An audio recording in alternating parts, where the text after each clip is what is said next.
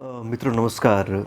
आप सभी लगातार हमारे साथ जुड़ रहे हैं, लगातार चीज़ों को देख रहे हैं। आपको अच्छा लग रहा है और साथ में हमें भी इस बात से बड़ा हौसला मिल रहा है।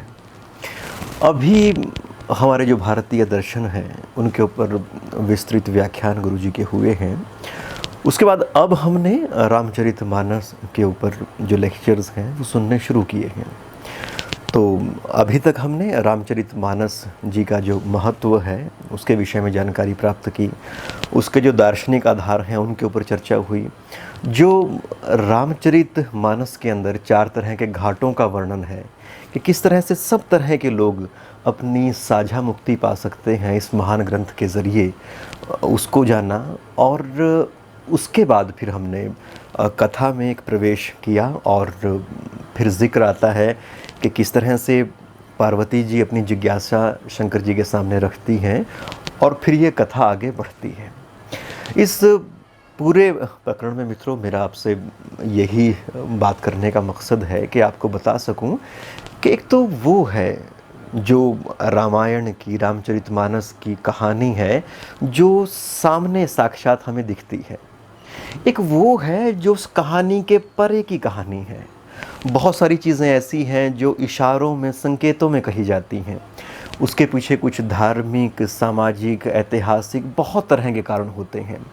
इसलिए जब भी हमारे आप सब श्रोता हम यहाँ से किसी भगवान का, अवतार का, समाज का, राक्षसों का, इन तमाम चीज़ों का नाम लेते हैं तो ये जिस तरह से चली आ रही हैं परंपराएं, इनके प्रति जो धारणाएं हैं, उनसे अलग हटकर भी इनका एक अर्थ है।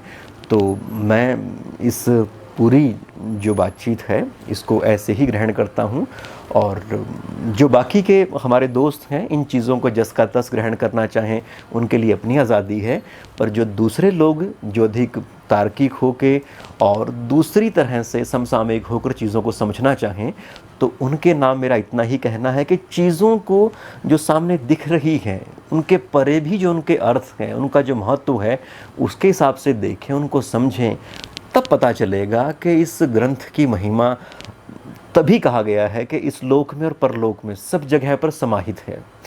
तो ये ख़ास तरह से एक आप डिवोशन के साथ इसको सुने तो फिर वाकई जो रत्न हैं इस ग्रंथ के माध्यम से वो हमारे सामने आएंगे और अपने जीवन को हम बेहतर कर सकते हैं।